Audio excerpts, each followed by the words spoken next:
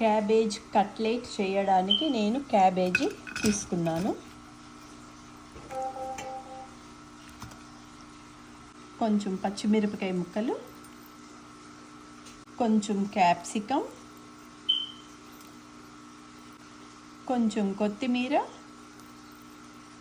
కొంచెం క్యారెట్ తురుము, కొంచెం ఫ్రోజన్ బీన్స్,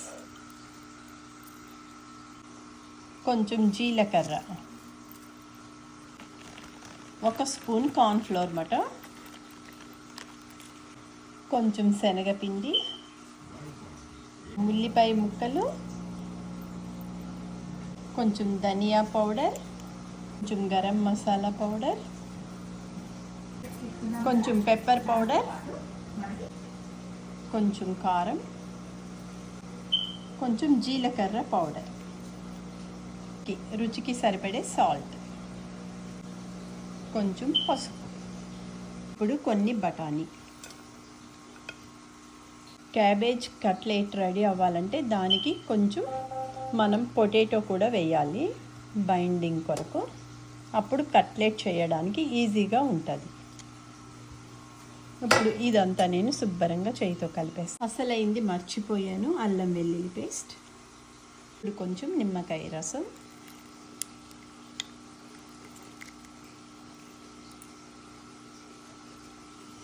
ఇప్పుడు శుభ్రంగా నేను చెయ్యితోనే అంతా కలిపి వేస్తాను. చూడండి, ఇట్లా శుభ్రంగా చేయితోనే కలిపేసుకున్నాను. తర్వాత ఇది కట్లెట్ లాగా చేసి మనం వేపుకోవడమే. కట్లెట్స్ ఎలా చేయాలో కూడా చూపిస్తాను చూడండి. క్యాబేజీ కట్లెట్స్ అన్నీ రెడీ చేసుకుంటున్నాను చూడండి.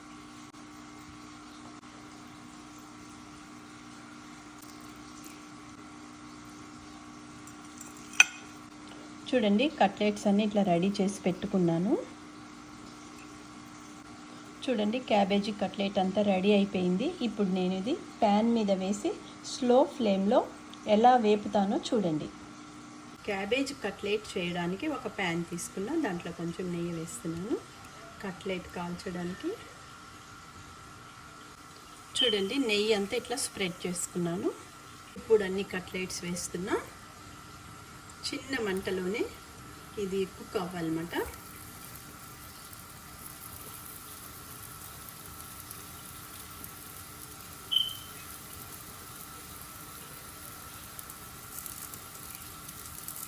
ఇట్లా ఒకసారి స్ప్రెడ్ చేసుకోవాలి నెయ్యిని.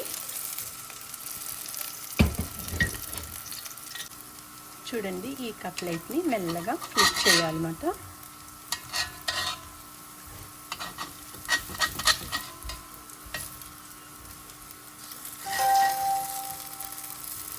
క్యాబేజీ కట్లెట్ రెడీ అయిపోయింది. చిన్న మంటలో ఇట్లానే దూరగా వేసుకోవాలి. రెడీ. క్యాబేజ్ కట్లెట్ రెడీ అయిపోయింది విత్ ర్యాంచ్.